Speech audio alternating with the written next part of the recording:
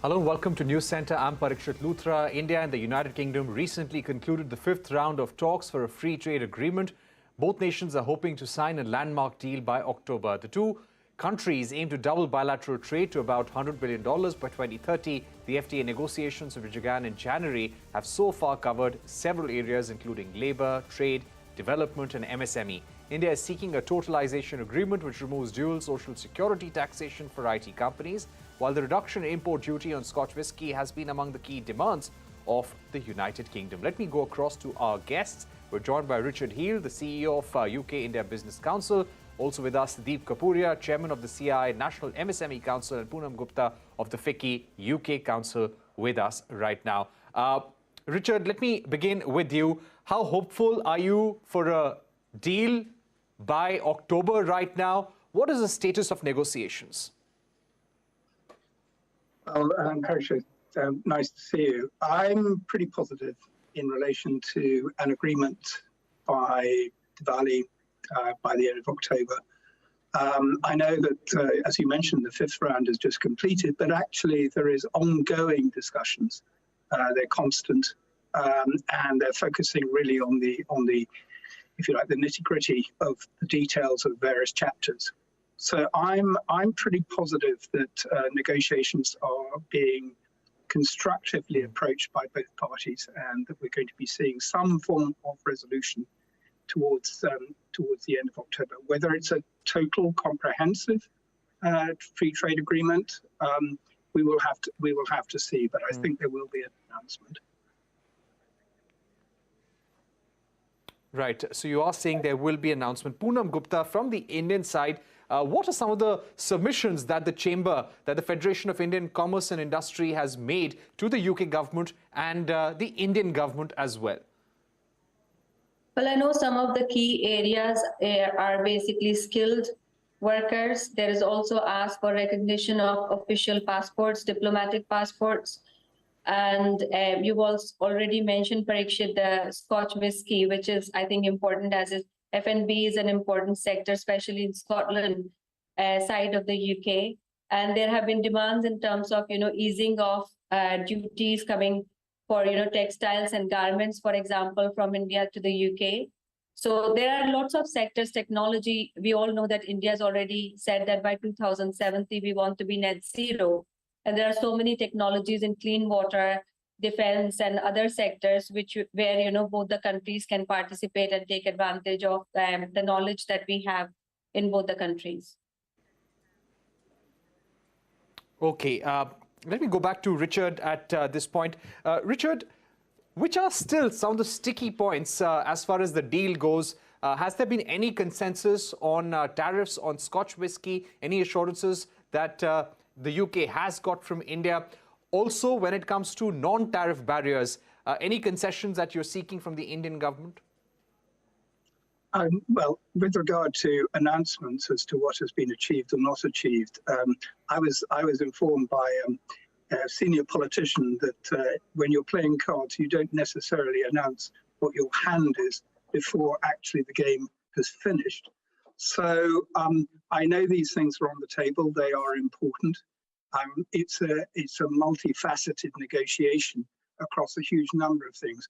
I absolutely agree with what Poonam says in relation to some of the issues that are important. I would add to that intellectual property enforcement as well as data protection, because those are cross-cutting themes which impact on not just on the non-tariff areas, but they are very, very important. Right. Deep Kapuria of CII is also joining us. Mr. Kapuria, give us a sense of some product lines which are absolutely important for the Indian industry if this deal has to be a win-win.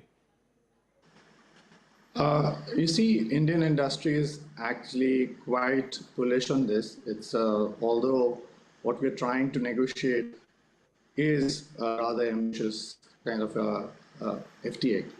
But nevertheless, there are a couple of sticking points which, automatically in a number of such FTAs, wherever you go for negotiations and you have very ambitious deliverables, there will be some things or the others And let me talk about the autos, primarily autos and auto components for that matter.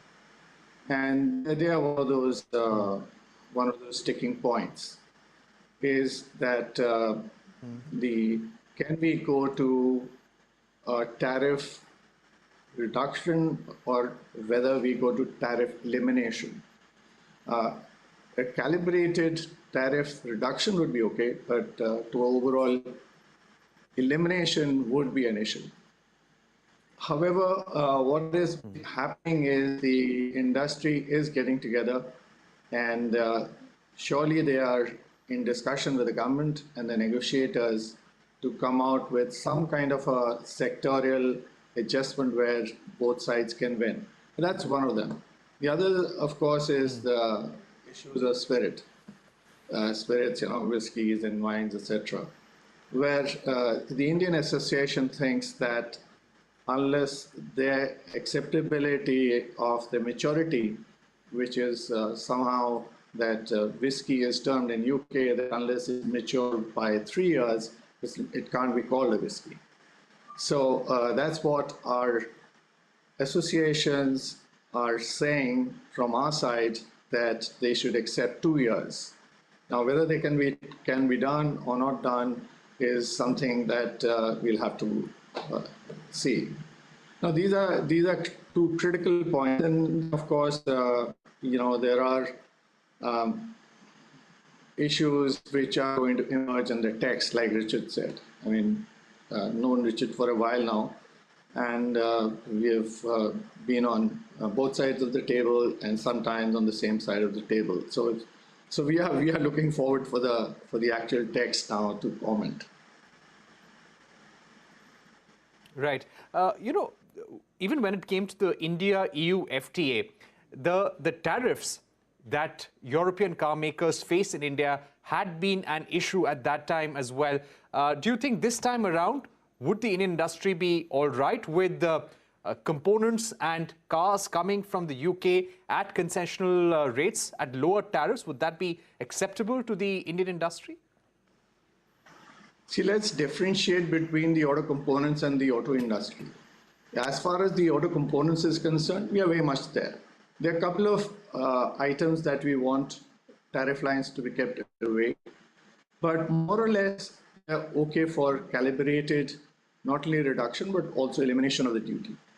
Now, as far as the CBU goes, that's a totally very, very complex issue.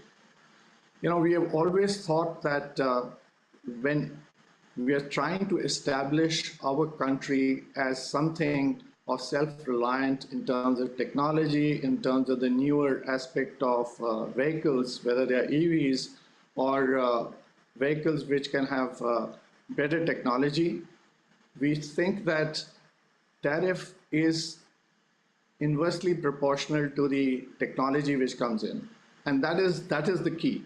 So overall, however, there are some issues of convergence. I can't reveal everything, but it seems that there is some kind of a convergence which is happening as we are talking. So hopefully something will get done to not stop this and make this a roadblock as far as the FTA goes. All right, so you feel that there will be some compromise, some convergence to make sure that the auto sector and automotive tariffs are not a hindrance to the deal. Richard, how crucial is this agreement for the UK government? They are facing a wage crisis right now.